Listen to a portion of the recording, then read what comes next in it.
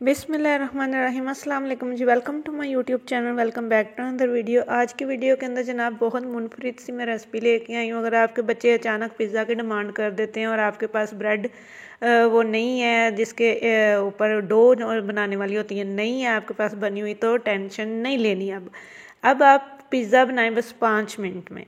ठीक है।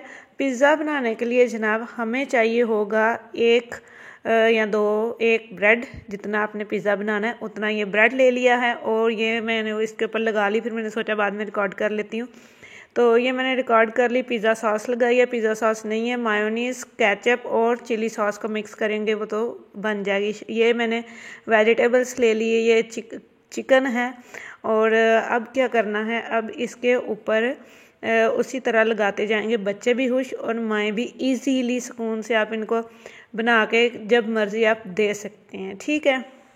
डो का मेन काम होता है वो, अगर आपकी नहीं है तो कोई मसला नहीं, आप ब्रेड के ऊपर बना सकते हैं। यहाँ पे मैंने सारी वेजिटेबल्स लगा दी थी। अब मैंने इसके ऊपर चीज़ लगाया है। अगर आपके पास चिकन रखा हुआ है पिज़्ज़े वाला तो वो आप यूज़ कर लो, नहीं है चिकन बना हुआ है तो वो लगा लो, नहीं है तो ना लगाओ। ठीक है। सब्जियां तो होती हैं। यहाँ पे मैंने इसको इस तरह कर लिया है और यहाँ पे मैं ना कढ़ाई के अंदर बना रही हूँ पिज़्ज़ा, और मैंने सोचा क्यों ना मैं ब्रेड के ऊपर भी बनाऊँ। और ये देखें बहुत ज़बरदस्त सा बन के मेरा रेडी हो गया है।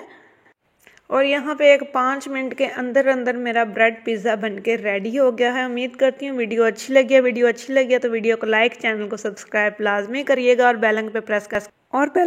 बेल आइकन को प्रेस करिएगा कि मेरी हर आने वाली नई वीडियो का नोटिफिकेशन आप तक पहुँच सके। अपना और अपने चैनल का ख्याल रखिएगा। अल्लाह ने